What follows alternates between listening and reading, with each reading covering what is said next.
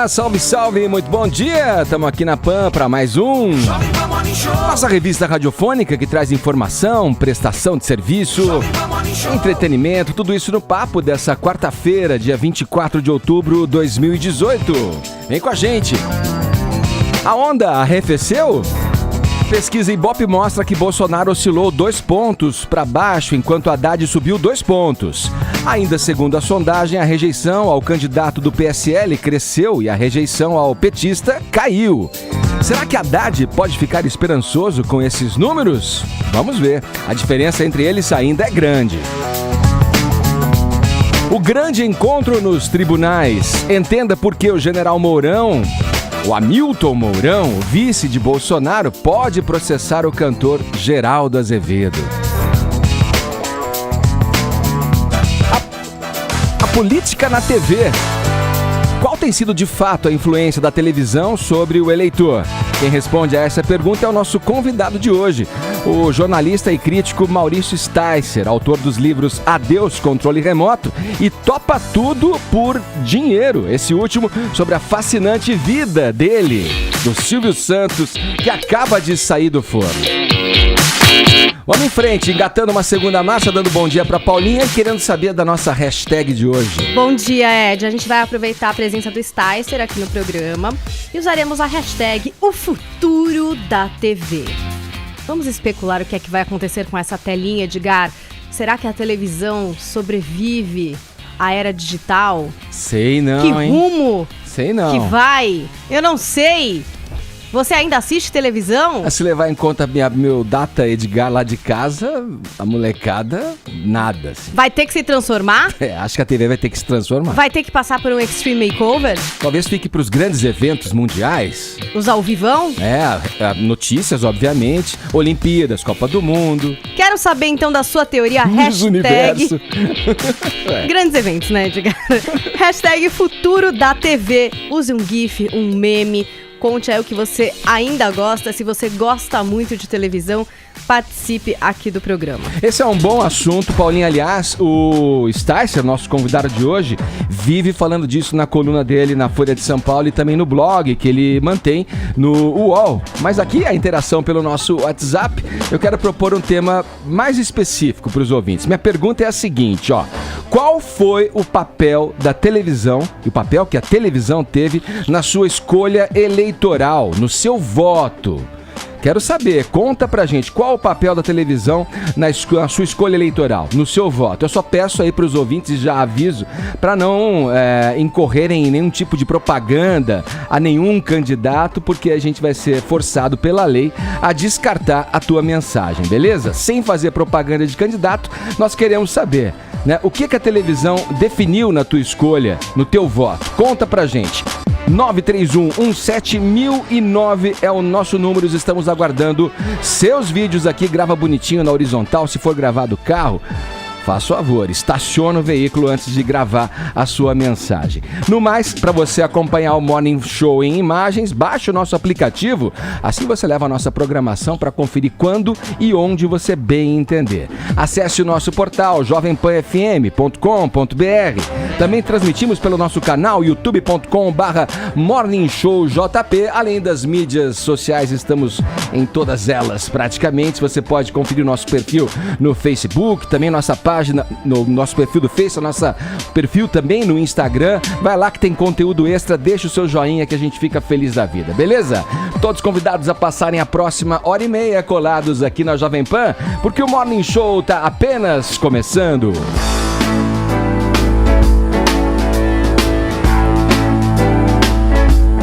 Bora lá, Vini, começar esse bate-papo nessa manhã de quarta-feira com você. Quero saber sobre esse rolo que deu aí entre o cantor Geraldo Azevedo e o general Hamilton Mourão. E também o Haddad, que entrou no bolo aí. Pois é, a coisa é grave. A coisa é grave porque acabou sendo aí uma acusação infundada, né? Tanto do Geraldo Azevedo, o cantor Geraldo Azevedo, como do Haddad contra o general Mourão. O que acontece é que no último sábado, num show no interior da Bahia, lá em Jacobina, o Geraldo Azevedo fazia ali um discurso para o seu público contra a candidatura de Jair Bolsonaro, até aí tudo bem, né, dizendo que a candidatura de Jair Bolsonaro representava ali uma incitação ao ódio, à violência, à tortura, e aí relembrou também que foi, na época da ditadura militar, ele próprio preso e torturado 2 vezes, né? E aí ele diz, e esse general Mourão aí era um dos torturadores. Esse general Mourão era um dos torturadores. Aí ontem... Aí ele olhou no calendário. Aí a gente vai chegar nessa parte aí. Aí ontem, durante uma sabatina também, para o jornal O Globo, o candidato do PT, Fernando Haddad, replicou essa fala aí do Geraldo Azevedo, né? Porque ele dizia uma fala ali sobre o Jair Bolsonaro ser um cara que não tem muito prestígio até no meio militar, mas o general Mourão é outra história. Ele falou isso que nós vamos ouvir agora. Uma figura completamente desimportante no meio militar. Mas o Mourão, por exemplo, foi ele próprio torturador. Então, Geraldo Azevedo declarou até num show que foi pessoalmente torturado pelo Mourão. Aí o que acontece, Edgar? Esse episódio do Geraldo Azevedo aconteceu em 1969, quando ele foi preso aí pelo regime militar. Em 1969, o general Hamilton Mourão, vice de Bolsonaro, tinha 15 para 16 anos e só entraria para o exército em 1972, ou seja, impossível, né, que o Mourão fosse aí um dos torturadores de Geraldo Azevedo. Obviamente que ele se confundiu, foi um erro.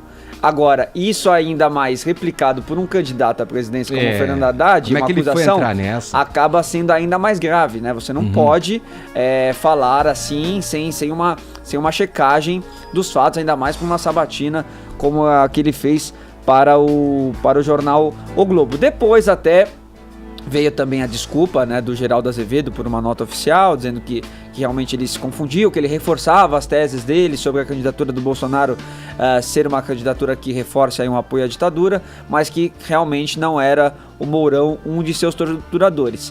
E o Haddad também, quando questionado sobre isso, disse o seguinte: não, olha só, eu apenas disse o que o Geraldo Azevedo falou. E eu também sou solidário ao que ele sofreu, apesar de não ter sido pelas mãos do general Mourão.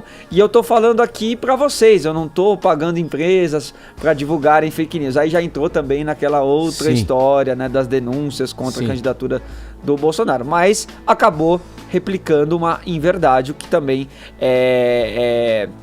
algo que o Haddad não pode fazer, né? Um descuido, né, Joel? Uma derrapada braba aí na campanha, talvez tudo indique por uma ansiedade já em replicar uma notícia que, né, desfavorável. Qualquer coisa que seja desfavorável para o adversário, né? Uma irresponsabilidade, na verdade, uma irresponsabilidade bastante grave, né? Acusar alguém de ter torturado não é um mero equívoco, não é uma coisa simples, uma coisa leve, é uma acusação muito grave de um crime hediondo, de um crime contra a humanidade. O PT, muitas vezes, ou o Haddad, acaba se pensando a si mesmos, os defensores, muitas vezes veem a si mesmos como a gente está do lado do bem, a gente está contra a ditadura, contra a tortura. Portanto, a gente não precisa ter cuidado nas nossas acusações, a gente pode sair falando o que der na telha, porque a gente está defendendo a coisa boa contra o lado do mal. Isso é uma mentira. E é esse tipo de mentalidade que leva a injustiças graves serem cometidas como essa. É óbvio, o Bolsonaro, por exemplo, tem muita coisa a ser atacado de verdade. Olha as falas dele defendendo a tortura, por exemplo. Aí sim, aí você pode dizer que frontalmente ele afirmou isso e defende isso. Agora, você acusar alguém inocente de algo só porque você acha que você tá ali do lado da virtude, portanto você pode ser irresponsável nas suas palavras, isso é uma mentira, não existe lá, ninguém tem direito de fazer isso. Então realmente fica aí, espero que não sei se cabe falar em aprendizado, né? Não sei até que ponto isso mude qualquer coisa aí, mas é grave e cabe pensar, será que cabe algum tipo de consequência, de sanção? Então, isso? Deixa eu trazer até aqui agora, Joel, o lado do general Hamilton Mourão, que disse que essa declaração aí, tanto do Geraldo Azevedo também como do Haddad, cabe processo, né? Cabe um recurso, a gente não sabe se ele realmente vai entrar ou não com o processo, mas ele tem pensado assim, ele falou, não pode também um cara falar uma inverdade lá e um candidato à presidência da República comprar isso. As coisas têm que ser... Afirmar como se fosse um fato, né? Afirmar como se fosse um fato. E aí diz também que o Haddad está espalhando aí fake news. Vamos ver o vídeo do Mourão. Vejam o grau de mentira, o grau de estupidez, o grau de incoerência dessas pessoas. Como pode o senhor Fernando Haddad querer governar o nosso país se não consegue discernir a verdade da mentira? Aliás, ele não consegue discernir porque a mentira faz parte da vida dele. Tá aí, então, a fala do Hamilton Mourão, repudiando aí as declarações de Geraldo Azevedo e de Haddad, dizendo que também cabe aí um processo, cabe um recurso sobre essas falas, Edgar. O candidato do PSL à presidência da República, Jair Bolsonaro, afirmou ontem que vai acabar com a cultura do coitadismo no Brasil, segundo ele. Paulinha, quais os detalhes dessa fala? Então, foi uma entrevista gravada no sábado, exibida ontem pela TV Cidade Verde, que é uma afiliada do SBT no Piauí, na qual o Jair Bolsonaro falou de diversos assuntos, falou do atentado contra a sua vida, falou da questão do impulsionamento de conteúdo a favor da sua candidatura nas redes sociais, aproveitou aí para criticar mais uma vez a Folha de São Paulo, que foi o veículo que trouxe essa denúncia, falou também de agronegócio, ressaltou que ia tipificar ações do MST como terrorismo, levantou a possibilidade de implementar o 13º salário no Bolsa Família, diz que não vai perseguir governadores do PT e da oposição, aproveitou ainda para dizer que a Constituição só será alterada através de emenda, que ele gostaria, por exemplo, de diminuir a maioridade penal, e aí entrou nesse assunto em especial, Edgar, que polemizou bastante. Em vez de eu replicar aqui o que tem sido replicado da fala, eu acho que é interessante a gente ouvir a fala completa do Bolsonaro, né, nessa resposta ao jornalista Joelson Giordini, que diz: o preconceito existe no Brasil, como que o senhor pretende combatê-lo? E aí, Bolsonaro respondeu. Bom, de qualquer forma, o preconceito existe, precisa ser combatido. O senhor acredita que isso é uma política de governo? Olha, eu lembro do Morgan Freeman, um ator negro americano. Perguntaram para ele, né? Como combater o racismo? Ele falou, não tocando no assunto. Quando eu era garoto, não tinha essa história de bullying. O gordinho dava pancada em todo mundo. Hoje o gordinho chora. Isso tá? Seria empurrar para baixo do tapete? Não é empurrar, mas espera aí. Acontece as brincadeiras entre crianças, elas estão ali se moldando o caráter. Você não tem que ter uma política para isso. Isso não pode continuar existindo. Tudo é coitadismo. Coitado do negro, coitado da mulher, coitado do gay, coitado do nordestino, coitado do piauiense. Tudo é coitadismo no Brasil. Vamos acabar com isso. As políticas afirmativas, então, reforçam o preconceito? Reforçam, não há a menor dúvida, né? Por exemplo, a política de cota do Brasil está completamente equivocada. 70% dos afrodescendentes que entram na política de cota são bem de vida. Você tem que ter uma cota social, onde você inverte isso aí, você vai atender em 70% o afrodescendente pobre. Tá? Agora, isso tudo é maneira de dividir a sociedade. Não devemos ter classes especiais por questão de cor de pele, por questão de opção sexual, seja lá por região, seja lá o que for. Somos todos iguais perante a lei. Somos um só povo, embaixo de uma só bandeira, um só coração verde e amarela. E quem, por exemplo, se empenhar, se dedicar pelo mérito, logicamente vai ter uma vida mais tranquila do que aquele que resolveu não se dedicar no seu tempo de jovem no Brasil. Acho que nada de muito diferente do que ele já tem dito. Não sei, fica aí a análise, não sei o que o Joel achou dessa fala. E aí, no começo um pouco de mistura com bullying e dá uma com preconceito. Alguns temas ali. Acho que a gente pode dividir algumas coisas aqui. Primeiro, ele está endereçando uma coisa que é sentida por muita gente, que o Brasil exagerou e tem exagerado nessa questão de dividir a sociedade em grupos, em focar muito o discurso só numa suposta defesa das minorias, que muitas vezes também nem acontece, é usado de forma hipócrita e cria um sentimento de divisão social na sociedade que não tem sido muito positivo para ninguém. Agora, você dizer que o jeito de combater o preconceito, um preconceito real do Brasil, como o racismo, por exemplo, que ocorre dentro de empresas, que ocorre nos ambientes sociais, que o jeito é não falar sobre ele. Parar de falar. Não, mas daí que você não resolve absolutamente nada. Sim, o racismo existe no Brasil de forma real, com consequências reais e precisa ser combatido, né? Não vou dizer que o Brasil é o país mais racista do mundo, nem que nem o pessoal às vezes gosta de insistir, mas o racismo existe e precisa ser combatido. O preconceito contra a mulher, por exemplo, no ambiente profissional, também muitas vezes existe. Tem uma discriminação ali que precisa ser combatida, que dificulta, por exemplo, a ascensão da mulher muitas vezes. Enfim, são questões que merecem sim o debate, mas talvez não provavelmente, ou com certeza, não da forma exagerada, da forma e também muito coletivista que o PT e a esquerda em geral vem propondo e vem botando, o culpado de tudo é sempre o homem branco, mau, e as minorias, as mulheres, os negros, os gays sempre tem que buscar aí mais, tem que ser mais defendidos ou mais protegidos. Não sei se esse é o caminho, acho que o discurso errou na mão, só que agora o problema é que muitas vezes um discurso como o do Bolsonaro, ele vem implicitamente para defender os que são os mais fortes, né? Ele nega a realidade do preconceito como uma forma de defender o interesse daqueles que já estão por cima. Isso é muito preocupante. E quando ele mistura a coisa do bullying, é gozado, né? São coisas que não estão diretamente ligadas. O preconceito contra o negro no Brasil não tem muito a ver com a questão do bullying que ele traz ali. Que ele coloca, do bullying contra o gordinho que bate em todo mundo. E talvez até tenha um ponto, olha, a posição individual de cada um poderia ser mais proativa, em vez de ser essa posição. Hoje em dia, muitas vezes, pega bem pra pessoa se fazer de vítima sempre que possível. Até pessoas bem de vida, muitas vezes, aparecem se fazendo de vítimas aí da sociedade. Talvez isso possa mudar, mas isso não tem nada a ver com a questão, por exemplo, do racismo, com a questão do machismo no Brasil, com a questão, por exemplo, da violência contra a mulher, enfim, um monte de questões que estão ligadas ao preconceito. Eu imagino, Joel, que o eleitor do Bolsonaro, talvez aí uma parcela até pequena, frente aos que votam nele, tenham consciência desse discurso e concordam com esse discurso. Mas muita gente também acaba embarcando, e é sabido disso, as pesquisas apontam que a maior questão ali é o antipetismo.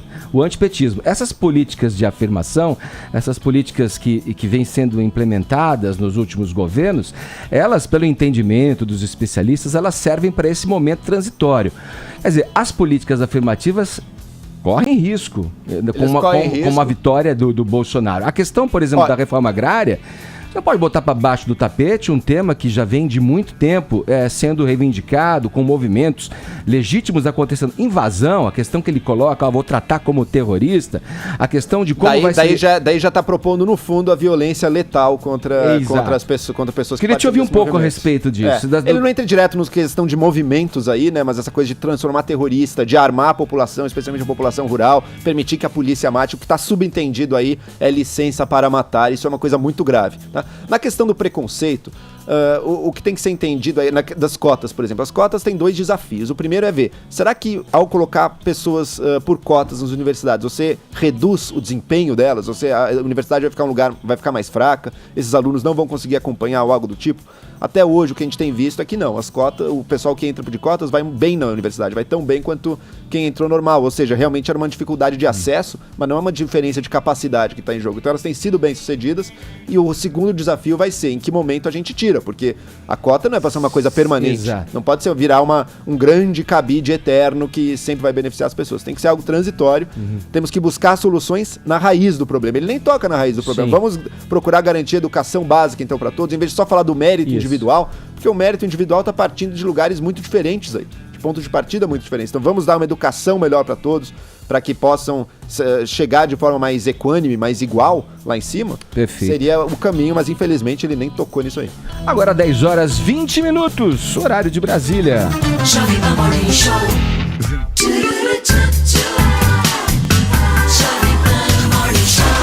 Seguindo aqui com o Morning Show dessa quarta-feira, o candidato do PSDB ao governo de São Paulo, João Dória, falou ontem sobre um vídeo de sexo que circulou no mesmo dia nas redes sociais. Nas imagens, várias mulheres nuas e seminuas fazem, digamos, uma festinha com um homem que muitos espectadores identificaram como sendo o ex-prefeito de São Paulo.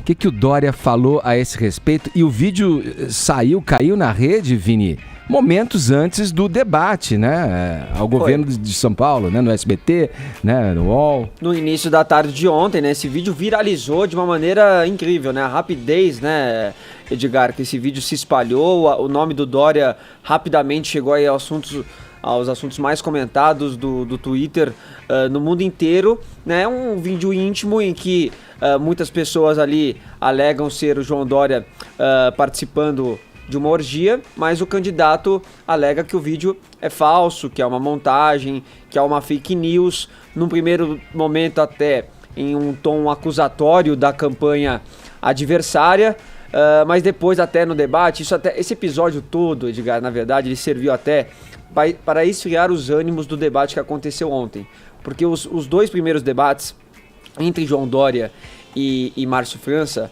foram muito pesados, né? Muitas acusações, muitas trocas de farpas, muitas ofensas. E aí ontem, como é um assunto muito delicado, né? Um vídeo íntimo de um candidato, um suposto vídeo íntimo de um candidato ao governo do estado, então isso não foi muito tocado ontem no debate. Apenas uma jornalista fez a pergunta para o João Dória se ele queria comentar sobre o assunto, e mais uma vez ele disse que repudiava aquele tipo de coisa, que era mais uma inverdade, era mais uma fake news. E aí no debate ele fez questão até de dizer que não estava acusando o seu adversário diretamente, mas que era ali toda uma conspiração de uma campanha que tem sido uma campanha de baixo nível desde o seu início. Vamos trazer primeiro para o ouvinte do Morning Show a fala do João Dória ao lado da mulher dele, da Bia Dória. Ele gravou esse vídeo e colocou no Twitter, mais uma vez manifestando ali o seu repúdio, dizendo que é uma mentira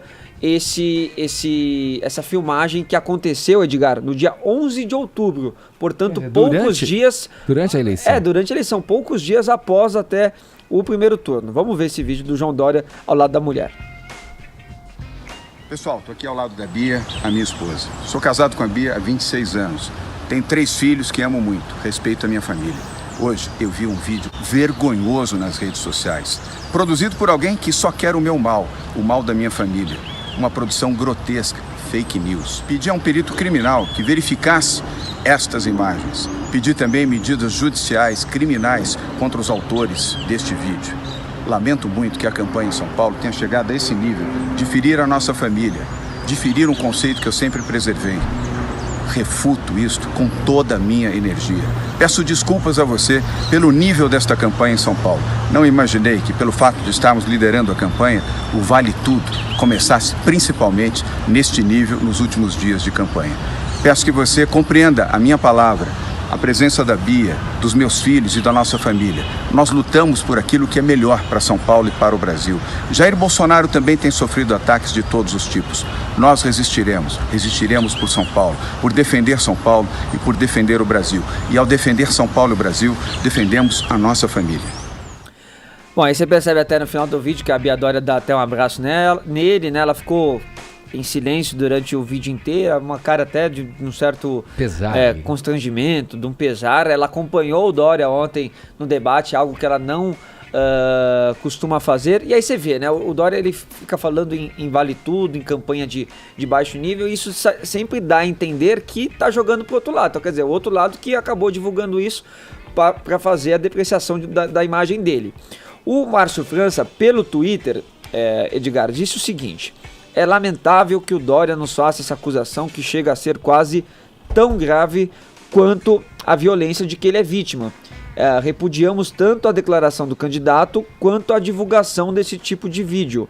São Paulo não merece esse constrangimento. Dória não deve medir os outros pela sua régua. E também depois, no debate de ontem, em entrevista para o nosso repórter Matheus Meirelles, o Márcio França mais uma vez comentou esse episódio. Vamos ver.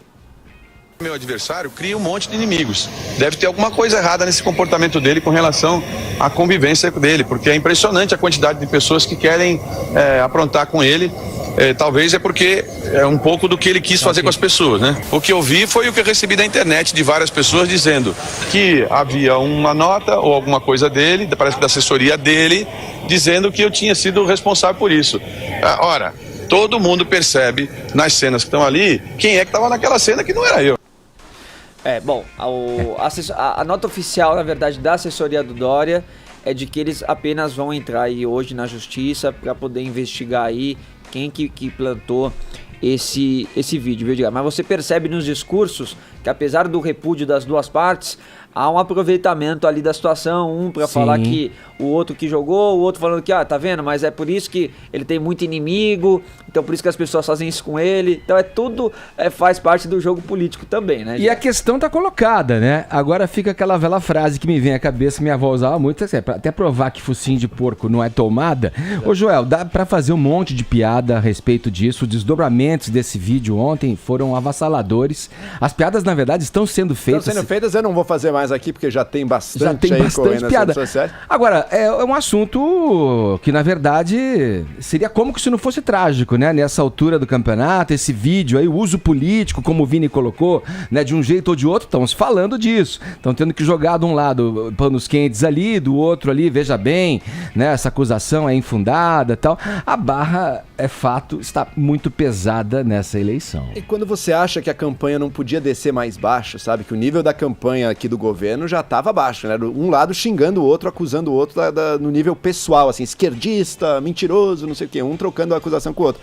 Você acha que não dava pra cair mais, chega um negócio que realmente traz a um novo nível. E chegou no fundo do poço, pegou uma pá e cavou pra ir mais fundo. E agora é isso, no debate de ontem todos meio circundando esse pisando tema que tava no ar ali. ali, né? Será que era o João Dória mesmo? Eu não vejo prova nenhuma de que seja o João Dória ali. Pelo contrário, a data que está escrita na filmagem, no meio da campanha para o governo, eu acho que ninguém seria, ainda mais o Dória, tão profissional, jamais, mesmo que ele quisesse fazer uma coisa dessa, jamais escolheria esse período para fazer uma coisa dessa. Então, acho muito improvável que seja ele. Acho que pelo rosto ali também não é decisivo, que dá para dizer que é ele. A gente sabe também que hoje em dia já dá para dar uma maquiada no rosto com ferramentas aí, digitais aí. Então, realmente, acho que não tem prova nenhuma, assim como não tem prova de que veio da campanha adversária do Márcio França. Sim. É mais um elemento aí para os dois continuarem esse xingamento muito negativo que se tornou aí a campanha em São Paulo. E eu não sei, em última análise, se o vídeo fosse, supondo que fosse verdadeiro, isso daria ou tiraria votos do Dória? Não sei. Vamos aqui aos números da nova pesquisa Ibope sobre o segundo turno da eleição presidencial. Divulgado nesta terça-feira, o levantamento mostra Jair Bolsonaro com 57% dos votos... 57% dos votos válidos contra 43% de Fernando Haddad. Em relação à sondagem do último dia 15, Bolsonaro oscilou 2 pontos para baixo e Haddad 2 pontos para cima. Variações que estão dentro da chamada margem de erro. A gente vai saber aqui com o Zé Maria Trindade, nossos olhos e ouvidos em Brasília. Ele sempre faz a análise, repercute as questões. Antes de ir para o Trindade, a gente está tentando fazer a conexão com Brasília. Eu já vou falar com você, Joel, sobre esses números e esse novo panorama revelado por essa pesquisa aí. Dá para o Haddad se animar? Dá para a campanha do PT ficar um pouco mais empolgada e esperançosa com essa variação, digamos, mesmo que tímida e dentro da margem de erro positiva, né, pro candidato Haddad? Pois é, será que dá para o PT sonhar? Eu tô muito cético, eu acho que o resultado dessa eleição muito dificilmente, quase impossível mudar, dada a distância entre os dois. Essa oscilação, como você bem disse, Edgar, ainda tá dentro da margem de erro, então não é nenhuma prova que realmente diminuiu. Agora, o que eu tenho visto também é gente muito engajada na campanha do PT e do Haddad aqui. Mesmo essa distância, esse desespero com o que seria a presidência Bolsonaro tem levado as pessoas que querem o Haddad a serem muito proativas, aí até a sair do seu círculo social, a procurar as pessoas para tentar convencer a mudar o voto. É o que eu tenho visto, mas não sei, eu realmente acho que é muito improvável, se não impossível, essa mudança desse tamanho. Agora, veja no primeiro turno o que aconteceu. Eu estava conversando com conhecidos meus que são de Minas Gerais. Minas Gerais a gente teve essa virada, né, do Zema, que estava em terceiro lugar, talvez disputando uma vaga no segundo turno, e terminou o primeiro turno num primeiro lugar disparado. Eu estava perguntando lá, o que aconteceu? Será que as pesquisas não captaram? Ou será que foi realmente uma mudança de última hora, assim, avassaladora? E na opinião das pessoas que eu perguntei, foi uma mudança de última hora. Foi assim, numa quinta-feira lá antes do primeiro turno, quando o Zema declarou apoio ao Bolsonaro, foi aquilo que gerou uma avalanche ali, que mudou o voto e não tinha sido bem captado. Então mudanças grandes são possíveis. A questão e definições também, né, Joel? Porque tem ainda um percentual que define o voto ali naquela última puxada ali, na reta final da eleição mesmo. Pois é, mas se ainda não foi até agora, quer dizer, eu acho que é muito improvável que esperar que esses aí todos em massa, em peso, iriam pro Haddad sem nenhum grande fato novo, sabe? Sem nenhuma grande novidade. O que eu acho é que, ao contrário do que talvez tivesse se previsto, talvez a gente não veja um alargamento da distância, não está claro ainda. Será que agora a coisa tende a se aproximar um pouco mais ou a se afastar? Não sabemos, mas eu acho muito complicado, muito difícil acreditar numa virada. Deixa eu ir para Brasília agora para ouvir o Trindade. A gente tá falando dos números, Trindade, e tem a questão da rejeição também, que apresentou, segundo esse último levantamento, alterações. Bom dia para você aí na Capital Federal. Salve, muito bom dia a todos. Olha, Edgar, uma acomodação, né? Uma diferença de 4 pontos aí, uma diminuição da grande diferença de 4 pontos, e é como o Joel disse mesmo, é muito complicado fazer uma mudança assim, principalmente porque a partir de agora, e já vem há um bom tempo aí, o Fernando Haddad tem que tirar votos do Jair Bolsonaro, porque o estoque de indecisos, votos brancos, esse estoque já acabou, então seria tirar diretamente votos do Jair Bolsonaro, que é muito difícil, porque os votos em Jair Bolsonaro são considerados consolidados demais, né? E esta movimentação, esta acomodação reduziu também, como você disse, a rejeição a Fernando Haddad e aumentou um pouco ali no Jair Bolsonaro. Mas é a acomodação da campanha. Gente, está em cima da hora, os candidatos já estão muito bem colocados aí, todo mundo já conhece muito bem cada um candidato, então eu acho impossível qualquer mudança nesta fase. O Jair Bolsonaro, dizem por aqui, que se transformou aquele candidato Teflon, nada pega nele, né? Essa foi boa. Colocar 3 pontos Não aqui, adere, 3 movimentos dessa pesquisa para o Zé e para o Joel comentarem, para ver se pode ser até mais importante para o Haddad ou não. Até porque, como o Zé falou agora, o Haddad nos votos totais, ele não cresceu nenhum ponto, né? Os votos válidos acabaram tendo essa diferença pelos votos que saíram de Bolsonaro e foram para votos nulos e brancos. Porém, tem um dado aqui que é o seguinte, a diferença do Bolsonaro para o Haddad na espontânea, que é quando você não coloca quem são os candidatos, caiu de 16 para 9 pontos. Então foi de 47 a 31 para 42 e 33. Isso já é bem mais do que a margem de erro. E também houve uma diminuição significativa entre os evangélicos. O Bolsonaro estava ganhando entre os evangélicos do Haddad de 66 a 24 e agora foi para 59 a 27. Algo explica isso? E aí, Trindade? É a campanha. Vários pontos aí da campanha estão atacando isso. Técnicos do Fernando Haddad, evidentemente Jair Bolsonaro, estão avaliando cada uma movimentação desse setor. Fernando Haddad visitou as igrejas, foi aos evangélicos, se fez discurso específico, né? E conseguiu evitar esta grande maioria, era muito massacrante, pelo menos dividindo os votos ali, o que já será lucro demais para Fernando Haddad. Na entrevista que eu fiz com ele, eu até perguntei onde o PT perdeu a mão ali, porque dominava as igrejas, né? E Bolsonaro está ganhando, inclusive, na Igreja Católica, que era ali uma área muito bem ligada ao Partido dos Trabalhadores. E eu considero isso aí uma acomodação mesmo para o final de campanha. Nós já estamos ali na esquina para a campanha, para a eleição última, né, o segundo turno. Então, não há tempo de virar, é uma acomodação. Tá bom, Trindade, obrigado pelas suas informações, pela sua análise. Bom trabalho para você em Brasília. Um abração. Isso, muito bom dia a todos. Agora 10 horas 42 minutos, horário de Brasília. Jovem Pan Morning Show. Jovem Pan Morning Show. Lembra da gente no culto dessa noite, firmão, segue quente. Admiro os crentes, dá licença aqui, uma função, uma tabela, desculpa aí. O líder do grupo de rap Racionais MCs, o Mano Brown, teve ontem seu dia de Cid Gomes, pois é. Cid Gomes. No último dia 15, em ato do PT em Fortaleza, o irmão do presidenciável derrotado Ciro Gomes disse que o Partido dos Trabalhadores fez muita besteira no poder, cobrou um meia-culpa e afirmou que Haddad vai perder feio a eleição. Olha, nessa terça, né, guardadas as devidas proporções, aí o rapper fez um discurso meio nessa linha, a gente pode considerar, né, Paulinha? Teceu críticas ali, gerou um mal-estar na plateia ali, né? O Mano Brown tem o discurso dele e a gente sabe que pra isso não tem desvio, né? Se ele subiu ali, era pra falar exatamente o que ele pensa.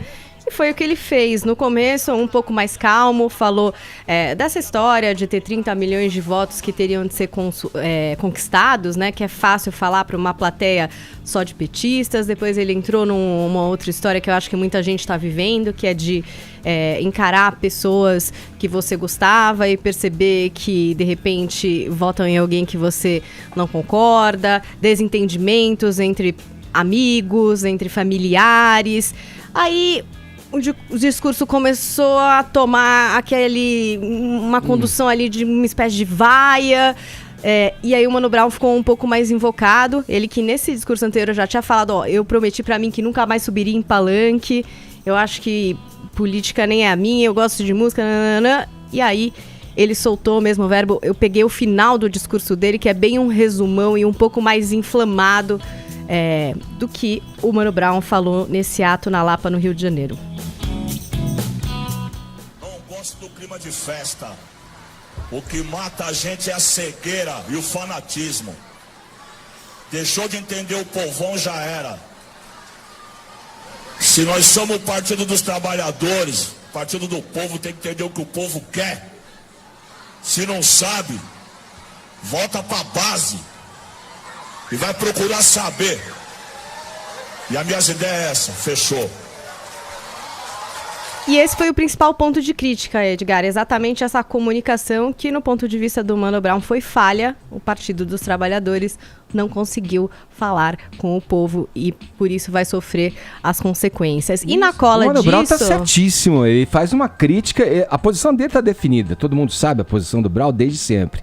Mas essa visão crítica falta mesmo ser falada, falta ser exposta essas contradições. De maneira mais clara, né? Do próprio Partido dos Trabalhadores, que incorreu em escolhas que tiraram o rumo do ideal principal, que moveu a formação do partido. Ele é um cara que vai lá com a coragem que tem e fala a real. Me lembro na outra eleição, Paulinho, quando você trazia essa matéria, ele deu uma entrevista ao jornal Estado de São Paulo, super contundente também e muito lúcida, assim, com uma crítica, com uma autocrítica que você pouco vê ou quase nunca vê em quadros do partido que deveriam sim se expor e se aproximar do eleitor e, como ele disse, da base que formou o PT. E depois na cola o Caetano Veloso veio com um discurso dizendo que ele era em parte vocês que estavam ali a favor do PT e vaiando, mas também em parte Mano Brown. Vamos conferir o que disse Caetano Veloso.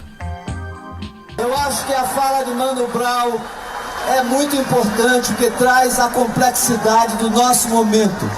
A mera festa pode parecer que temos uma mensagem simples a passar. Ele trouxe complexidade.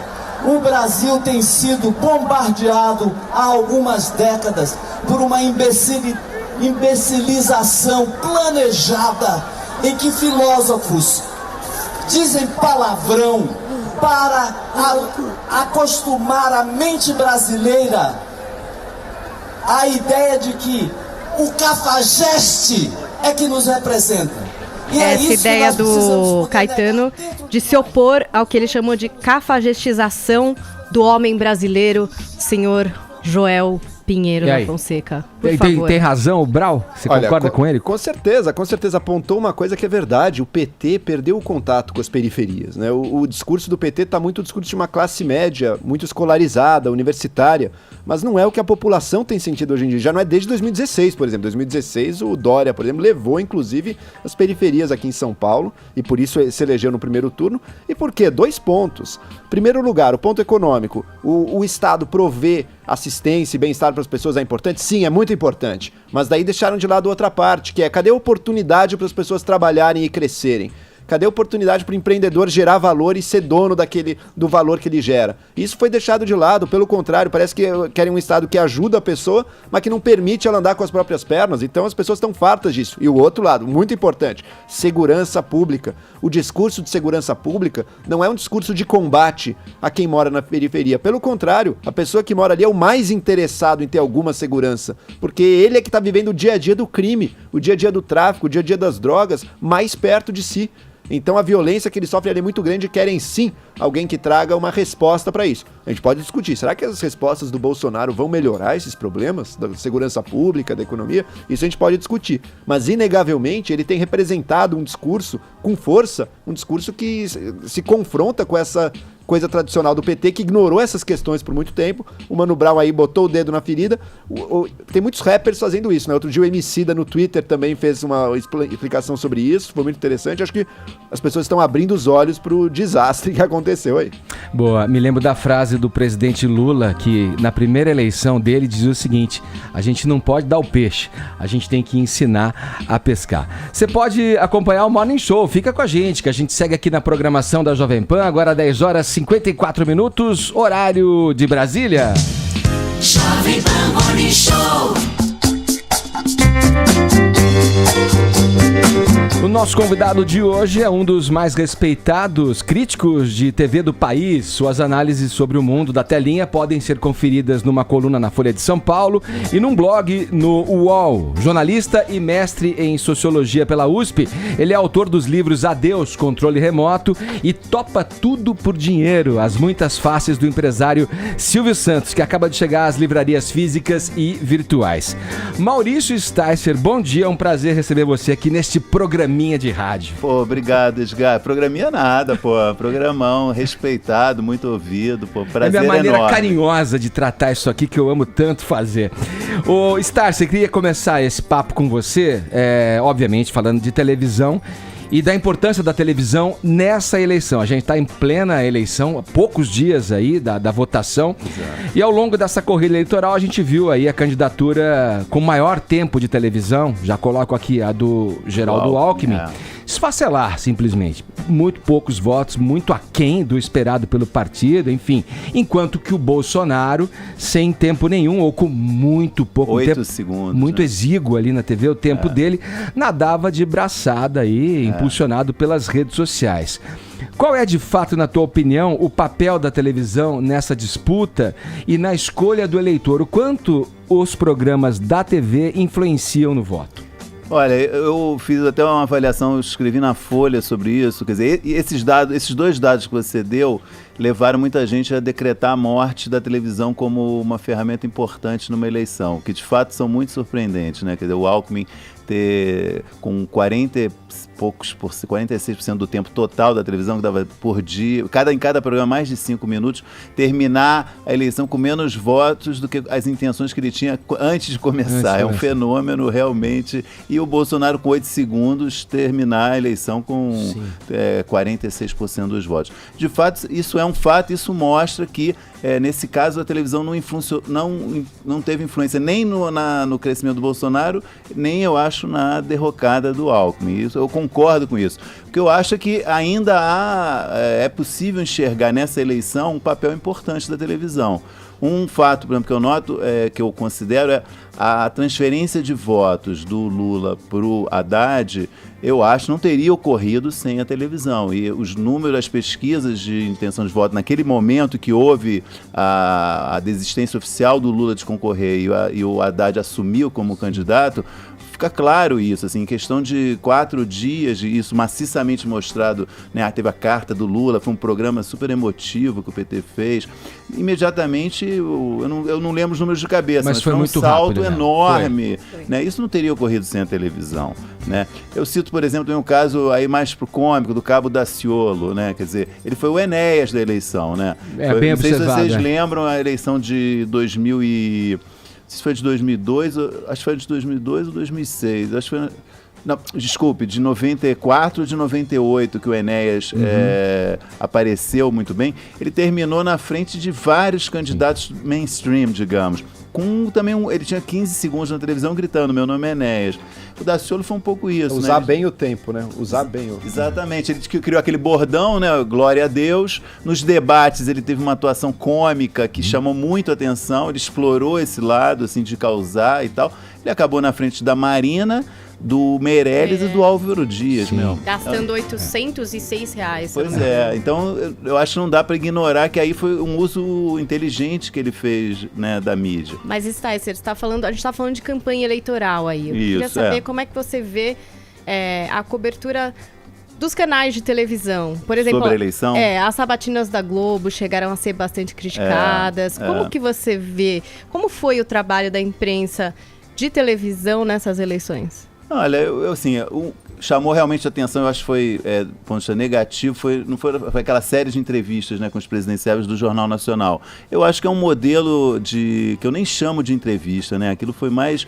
Ou às interrogatório. Às vezes parecia interrogatório e às vezes parecia debate, que os entrevistadores falavam tanto, expunham as suas posições. Por que eu estou interessado na opinião do entrevistador numa entrevista? Né? Quer dizer, o Bonner se expôs de forma tão explícita para talvez fazer o contraponto que ficou esquisito aquilo, né? Então isso foi realmente, eu acho, um ponto negativo, um modelo que muito agressivo e não levou a lugar nenhum na minha visão. E o curioso, fazendo um comparativo, dentro da própria emissora, se você acompanhou as sabatinas com a Aloprete, no Jornal da Globo, foram muito legais, foram elogiadas. Né? Eu entendo a lógica disso, era assim, não deixar o candidato ficar fazendo propaganda, de fato, apontar problemas das candidaturas.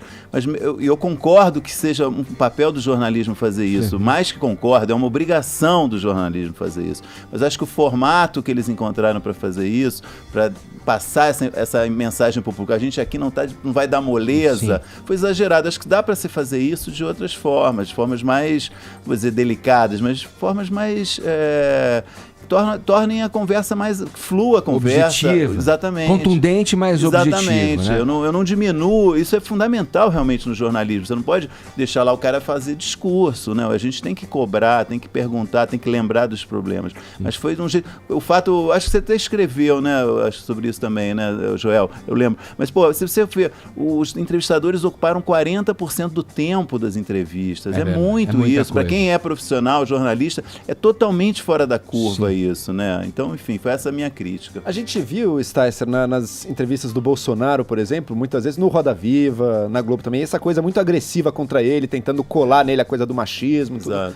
E aparentemente não gerou um efeito, assim, não gerou o efeito esperado, que seria que ele perdesse intenções de voto aí. Você acha que tem eficácia essas entrevistas? Não, que elas mudam alguma não. coisa? Eu acho, inclusive, minha experiência em participar de Roda Viva, fui a muitos Roda Vivas, né, desde que o programa existe, e eu sempre percebi isso. A pessoa que está ali no centro, o público tem empatia com aquela pessoa, porque ela está enfrentando, seja um ou vários jornalistas, ela está, entre aspas, numa situação de inferioridade. Então a tendência é você simpatizar com a pessoa que está sendo entrevistada. A não ser que ela seja um monstro, saia falando aberrações, mas se o entrevistado for inteligente, soubesse colocar nessa situação, é óbvio que o público vai ter empatia com ele. Eu acho que é um jogo ganho para o entrevistado isso, né? De um modo geral.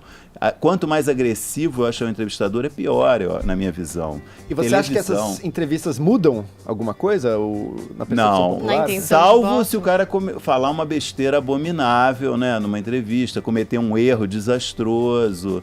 Eu acho que não. Eu acho que pode ajudar a esclarecer, você conhecer melhor, ver a postura do candidato, se você simpatiza ou não, se o cara é agressivo, é simpático, é mole, tem uma fala de um jeito estranho ou não. Mas eu acho que isso, eu acho que não. Você falando de um outro modelo aí da política na televisão, os debates, né? Isso, eu ia mencionar isso eu acho diferente. E você acha que dá para fazer de uma forma diferente? Porque tem muita gente que faz uma avaliação de que a coisa é muito engessada, principalmente no primeiro turno, onde tem vários candidatos. E segundo, a Globo perde muito com a falta desse debate agora, com o Bolsonaro falando que não vai. Então, isso era o que eu ia completar. Eu acho o debate uma situação diferente de entrevista. O SBT, Folha e UOL fizeram uma experiência interessante num debate com, se não me engano, os candidatos a vice-presidente, que foi o banco de minutos. Né? Então eles estabeleceram, olha, o candidato vai ter ao longo do programa direito, não me engano, a 25 minutos. Então não tinha controle de tempo na resposta, nem na pergunta. Isso é um modelo interessante a se testar para esse tipo de programa, porque realmente essa coisa... 30 segundos para pergunta, 45 segundos para resposta, 15 segundos para réplica. Isso cria uma situação evidentemente artificial. Né? Você ter que pensar numa resposta naquele tamanho. Não pode ter uma interrupção, não pode ter entrar na fala do outro, assim, que falta um pouco isso. Exatamente, né? Eu acho que fica engessado, né? Não tem espontaneidade nenhuma. Agora, eu acho que debates, eu acredito, tem mais impacto do que entrevista, porque aí realmente mostra um tipo de interação, né? Mostra como o candidato se relaciona em relação ao outro, né? Respeita aquilo que está ali implícito, né? Exato. Um espaço mais aberto. Isso foi observado na última eleição americana, por exemplo, quando a Hillary e o Trump estavam ali falando, e tinha essa interferência de falas, né, uma nas outras que o Joel se referiu. E tem um modelo americano que a Globo começou a fazer isso, acho que já 2 eleições, que o cara poder andar ali pelo estúdio, isso é interessante. A TV fez isso, né? No também, né? Eu acho uma pena não ter, só completando a pergunta, Vinícius, eu acho uma pena não ter debate no segundo turno nenhum, né? Realmente... A Globo perde, obviamente, porque historicamente eles sempre eu acho fizeram... que as emissoras perdem, não fazer, enfim... Ele deu uma justificativa, não tem como, né, brigar contra uma justificativa médica. Mas parece que não, né? Agora não mais, né? Porque o médico já disse que mas se ele quisesse, mas ele ainda se ancora na questão da bolsa ali e tal. Ô Maurício, a gente convidou a nossa audiência aqui, os espectadores do Morning Show, a se manifestarem com relação a essa questão da televisão e de que maneira ela influencia na eleição. Vamos conferir as mensagens que chegaram pra gente? Pode soltar, Bruno. Bom, a TV, na verdade, não mudou muito minha opinião política, pois ela acha que não tem um controle cívico grande nos dias de hoje. Mas, entre questão de debate, mudaria bastante, pois eu tô cansado dessa ladainha de um ficar jogando contra o outro o que fez de errado. A verdade é que a gente tem que ver qual é o planejamento dos candidatos, independente de quem ganha. Bom dia, Morning Show. Meu nome é Bruce, moro em Brasília, Distrito Federal. Eu vou falar para vocês que a televisão influenciou em 0% na minha escolha para os políticos de 2018. Inclusive, eu comprei uma TV nova, tem mais de um mês que eu não abri uma TV aberta, só YouTube, só Netflix. Um abraço. Alô, galera da Jovem Pan, do Morning Show, bom dia para todo mundo, todos os ouvintes. A televisão não me influenciou em nada na minha opção do candidato para as eleições. Ok? Televisão para mim, só para trabalho. Um abraço, todo mundo aí. Partiu para cima. Tá aí a participação do ouvinte aqui. Ô Maurício, antes da gente passar para o próximo assunto, você queria comentar uma questão do primeiro turno, que é a propaganda negativa, que foi muito feito nessa eleição, né? Já há muito tempo tem isso, a coisa da propaganda negativa. Um candidato tentar aplicar mostrar erros, contradições do rival. Mas de alguma forma também é algo inédito pra gente, de alguma maneira, né? Porque eu me lembro de estar em era final da década de 90, viajando, estudando fora, e nos Estados Unidos era muito comum isso. Você via um candidato colocando: esta é a casa que fulano conseguiu com dinheiro. Mas que nos Estados Unidos eles fazem isso até com remédio. Até com remédio. Tal remédio melhor do que o outro. Lá até... Aqui tem menos tradição, mas já não foi novidade, mas eu acho que a intensidade foi grande. Mas teve um caso que eu acho interessante, que foi numa propaganda no primeiro turno, que o Dória fez do França, mostrando uma imagem do França quando ele era obeso. Sim. Né? E expôs muito essa imagem. Ele usou aquilo meio para sugerir que... Ele mudou, né? Mudou para não confiar na mudança outra pessoa e tal. Só que acabou tendo uma conotação ruim, tipo assim, quando ele era gordo, ele né, uma coisa... E aí o França se usou disso também. Ele fez aquilo por uma necessidade médica, ele fez a cirurgia. E depois que acabou o primeiro turno, o França falou que, segundo os dados que ele tinha, essa propaganda foi o ponto de inflexão. Ele estava em terceiro lugar até então. Né, no momento. Não sei se foi mesmo, mas... Chegou até a agradecer os marqueteiros do Dória. Então é um caso interessante, uma propaganda negativa que é um tiro que sai pela culatra. E depois o Dória parou, ele passou a usar essa imagem rapidamente, só quando ele queria mostrar, mas parou de explorar essa oposição. Ô Maurício, ainda falando de eleição, no teu livro Topa Tudo por Dinheiro, se aborda a candidatura do Silvio Santos a presidente no final dos anos 80. 1989. Me lembro bem dessa campanha, ele entrando ali na campanha como candidato e tal. Por que ele se lançou? Você chegou a essa resposta? Então, conta pra gente o que aconteceu que levou o Silvio a se lançar como candidato. É um grande mistério, Edgar. É um dos... Eu acho... O meu livro, enfim, ele não é uma biografia, é um perfil biográfico.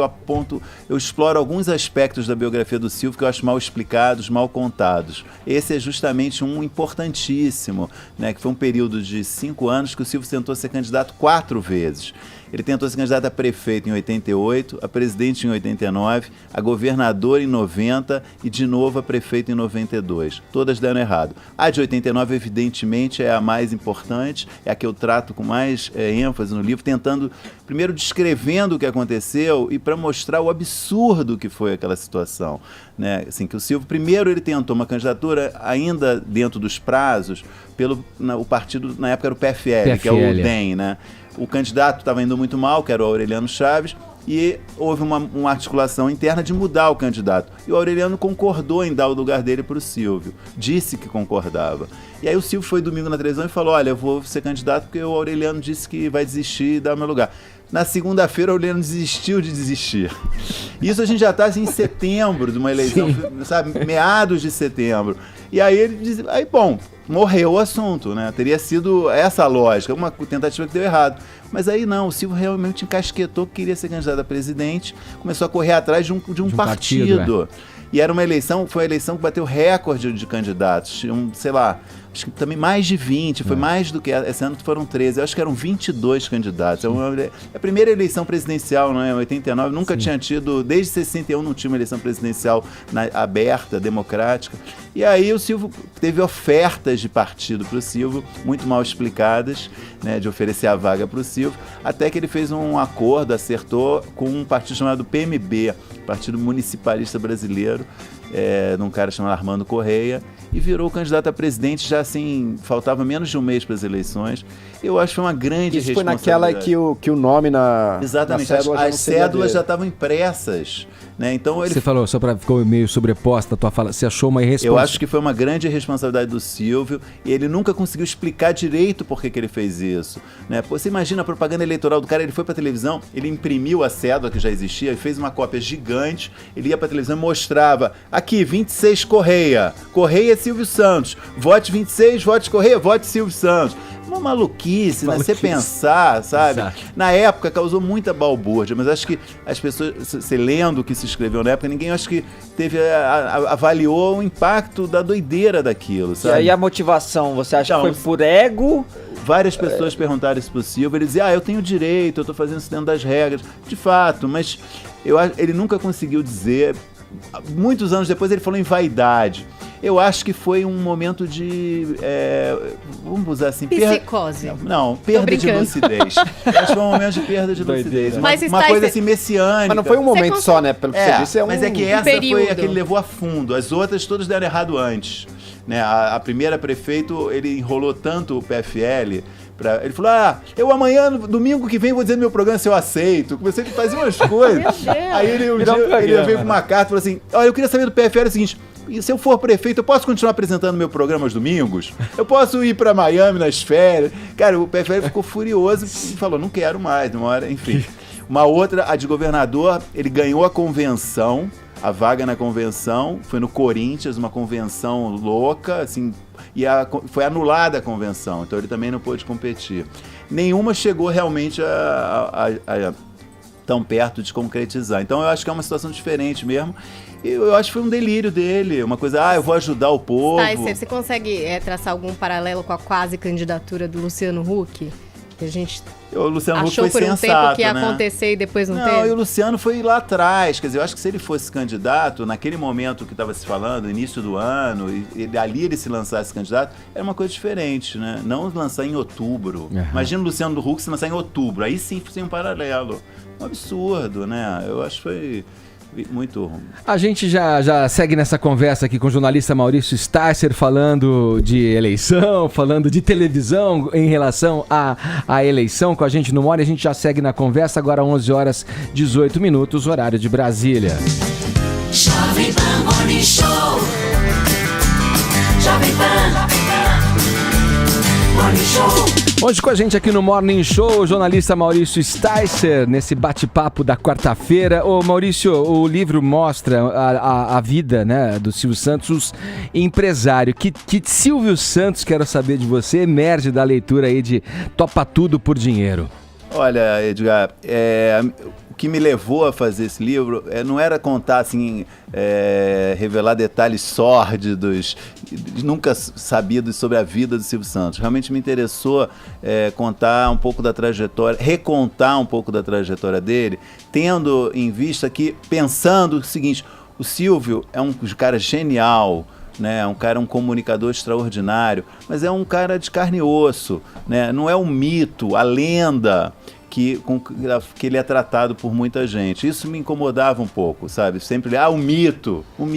Sim. Né? Eu falei, não é, o cara tá vivo, na ativa, ele vai fazer 88 anos em dezembro, continua se expondo na televisão, né, todo domingo, continua à frente das empresas dele. Quem é esse cara de verdade? E é um cara que realmente é genial, mas também, né, é de carne e osso, como você falou. Né? Então é complexo, né? Cometeu erros, teve ideias dele que não deram certo. Tem seu lado Homer Simpson.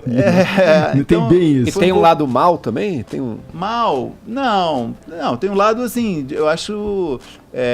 que eu severo, acho... talvez. Não, eu não gosto, por exemplo, do Silvio, que eu brinco assim, é uma coisa que ele faz muito na televisão, que é o fingir demência, né? Que é uma coisa muito legal para ele se igualar ao espectador. Então, qualquer pessoa que vai no programa... Quem é você? Exatamente. Você faz o quê mesmo? Que ele quer mostrar para o espectador que ele está no mesmo nível do espectador. Isso é uma coisa genial. Agora, quando ele leva isso para a vida real, me incomoda.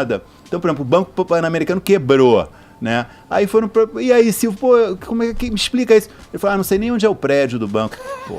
Sim. Sabe, isso eu não acho aceitável, sabe, essa postura, Você né? entrevistou ele, bateu não, papo? Ele não como é que é a tua falar. Não, você não tem uma relação... Não, eu procurei ele, expus todos os temas do livro, o que eu pretendia abordar, e ele mandou dizer que ele desejava sucesso ao livro. Falou que ia morrer se ele desse a entrevista? Não, pra mim ele não falou. Ele disse que uma vidente previu. Uma vidente. Ele falava isso, sobretudo na época do SBT, que ele não queria dar entrevista, porque tinha muito entrevistador, né? Tinha o Jô, a Marília Gabriela, todo mundo insistindo pra entrevistar, ele não queria dar entrevista. Ô Maurício, agora o Silvio, até por essa figura do mito que você comentou aí, ele sempre foi muito blindado das críticas. Isso. Agora, recentemente, principalmente com as redes sociais, têm sido feitas mais abordagens ali em torno das coisas que ele fala durante o programa, e aí tem as acusações, às vezes, de machismo, racismo, de gordofobia. Isso. Como que você tem visto essa situação? Cara, olha, acho que são dois lados, né?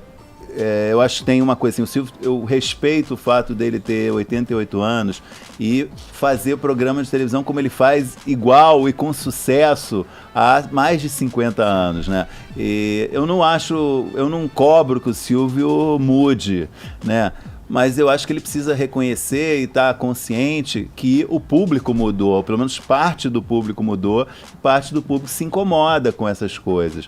Então é evidente que ele não é a mesma unanimidade de 20 anos atrás por conta de coisas desse tipo, né?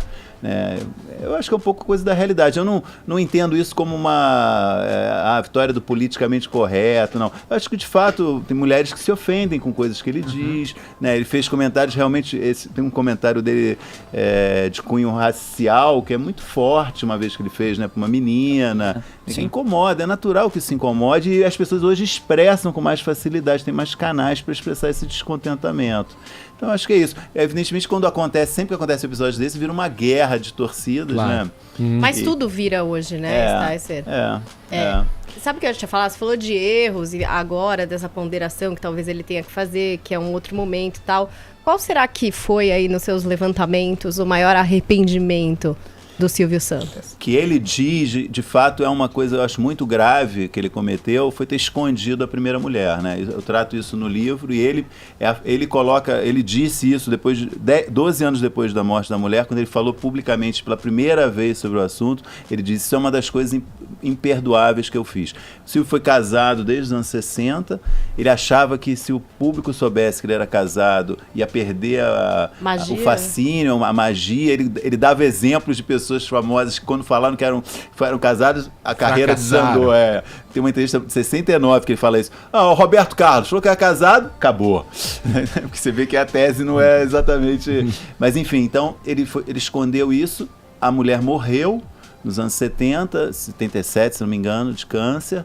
Ele tinha 2 filhas com ela, ninguém sabia publicamente. Jornalistas sabiam, não contavam, né? E o público não sabia oficialmente, né? Então aí ele, em 88, quando ele volta dos Estados Unidos e de um tratamento que ele achava que ele ia morrer, ele volta e ele está bem de saúde, ele faz um programa ao vivo que ele responde ao público, e acho que foi a primeira pergunta, foi uma pergunta da Hebe para ele conta essa história e diz que foi uma das coisas imperdoáveis que eu fiz na vida. Então acho que esse é o maior arrependimento que ele tem, pelo menos publicamente declarado. Ô Stácio, vamos lá, estamos na hashtag, o tema do WhatsApp, tudo é a televisão. Qual é o futuro da televisão, na tua opinião?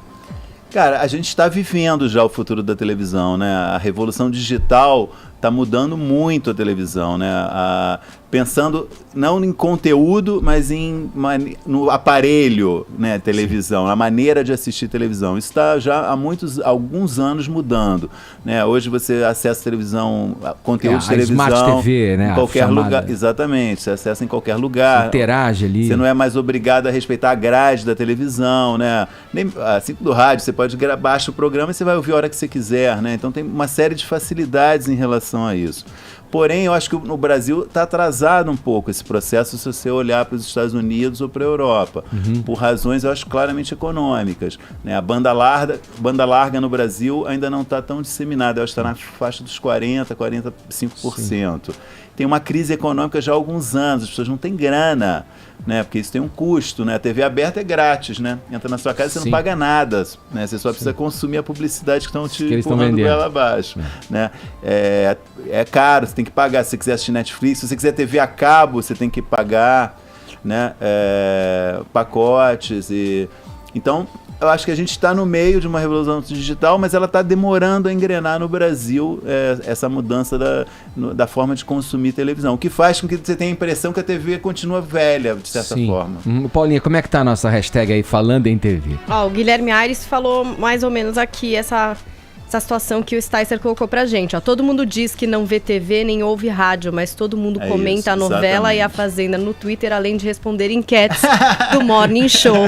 Esse programa que também está na internet. Olha aí, tem mais mensagens de seu tempo acabou o candidato, hashtag futuro da TV. As emissoras têm que se reinventar totalmente se quiserem atrair novamente o público que perderam. Principalmente falando da aberta. A internet proporcionou mais conteúdo, informação, mais opções de entretenimento. A TV, ao invés de se unir à internet, preferiu se opor. Eu queria estender um pouquinho com o Sticer para entender, por exemplo, o que é que você sente do movimento que a Globo está fazendo de levar a sua programação para o streaming e oferecer conteúdo primeiro ali do que na TV aberta? Isso aí faz algum sentido, Sticer? Total. Tem a ver com o que o seu tempo acabou, o candidato falou, quer dizer, em termos percentuais, a TV aberta diminuiu de fato, né? Se você comparar as audiências de 2018 com as de 2010, com as de 2000 ou com as de 1990, os percentuais de audiências diminuíram. Por outro lado, em números absolutos, o público ainda é muita gente que assiste. Então isso torna ainda viável economicamente a TV aberta, né? Quer dizer, hoje um ponto em São Paulo de audiência são 70 mil lares, 200 mil indivíduos, um ponto em São Paulo. Então é muita gente ainda vendo televisão. Se você pensar que a novela, por exemplo, que ele comenta, dá 30 pontos em São Paulo, né? Isso é uma coisa, né? Agora é evidente que já uma parcela da população, eu digo assim, se você assiste 3 boas séries na Netflix, ou na Globoplay, ou na Amazon, ou na TV a cabo, 3 boas, sei lá, pega House of Cards, pega 3 séries que você gosta, você assiste em sequência 3 séries, é difícil voltar para ver novela. É tão mais fácil e prazeroso você ver, sabe, é tão mais completo, eu acho, o prazer que uma boa série proporciona do que uma novela, né? Então eu acho assim, essa permanência, a gente continua comentando novela no Twitter, porque realmente ainda muita gente vê novela, porque eu acho que muita gente ainda não tem acesso a conteúdos que eu acho que são mais sofisticados e são mais bem feitos. Bom, o cara lá, o seu tempo acabou candidato e o nosso também acabou. Eu já vou dar o vencedor aqui, Edgar, do WhatsApp, que é o Aurélio Buarque, e pedir pro Sticer responder então em 20 segundos, porque o nosso tempo realmente acabou. É debate. Candidato, o que está por trás da saída de Fábio Porchat da Rede Record? Eu acho que ele cansou mesmo, ele deve ter alguma outra coisa em vista, claramente. Bolsonaro não tem nada a ver com isso, o apoio do Edir Macedo. Não, eu acho que não. Eu acho que ele realmente deve ter alguma outra coisa em vista. E a Record, de fato, magoou muito com a decisão dele sair. Bom, falado, aqui a gente bateu um papo nessa manhã de quarta-feira com ele, jornalista, mestre em Sociologia pela USP, como eu disse, autor dos livros Adeus Controle Remoto, Topa Tudo por Dinheiro, As Muitas Faces do empresário Silvio Santos, Maurício Sticer. Obrigado, Sticer. Super obrigado, Edgar. Um prazer enorme mesmo. Obrigado, prazer é nosso. E a gente fica por aqui, prometendo voltar amanhã na programação da Jovem Pan, a partir das 10 da manhã. Muito obrigado pelo prestígio e pela audiência. Tchau, cuidem-se.